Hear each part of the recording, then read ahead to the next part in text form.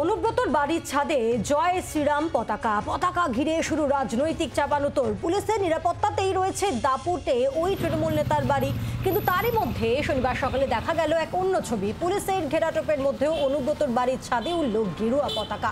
CPIM এর খোঁচা, তলে তলে কেষ্ট মণ্ডলের আত্মীয়রা বিজেপির সঙ্গে যোগাযোগ বাড়িয়েছে। জানা গিয়েছে রামনবমীর দিন থেকে দেখা যাচ্ছে অনুব্রত মণ্ডলের বাড়ির ছাদে উঠছে গেরুয়া পতাকা, হনুমানজির পতাকা, যাতে লেখা রয়েছে জয় শ্রীরাম।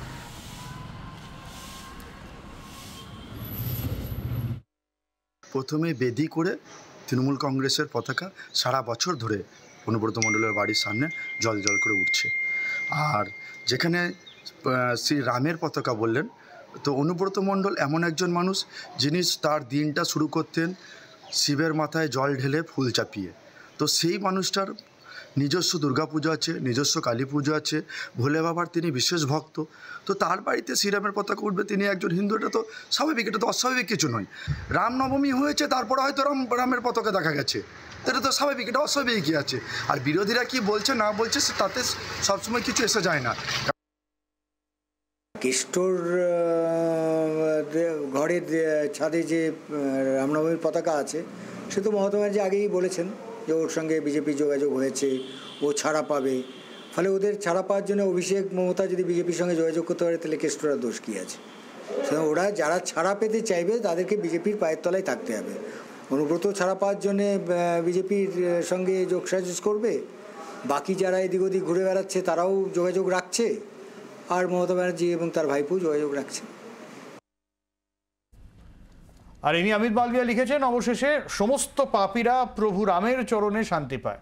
মমতা বন্দ্যোপাধ্যায়ের ঘনিষ্ঠ সহযোগী অনুব্রত মণ্ডল ব্যতিক্রম নয়, তিহারে থাকা এবং মুখ্যমন্ত্রীর দ্বারা প্রত্যাখ্যাত। বীরভূমে অনুব্রতের বাড়িতে ভোটের ঠিক আগে ভগবান রামের এই আহ্বান।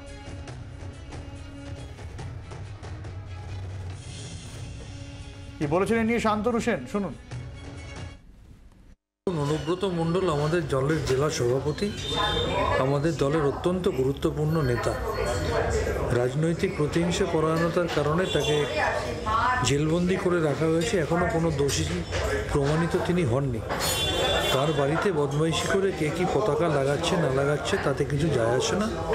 অনুব্রত মণ্ডল তৃণমূল কংগ্রেসের জেলা সভাপতি রয়েছেন, আমাদের নেত্রী সেটা বারবার বলেন, এবং আমাদের দল বীরভূম জেলার দুটো লোকসভা কেন্দ্রেই বিপুল ভোটে জিতবে, এ নিয়ে কারোর সন্দেহের কোনো অবকাশ নেই। বাংলার আওয়াজ, বাঙালির আবেগ, জি 24 ঘন্টা।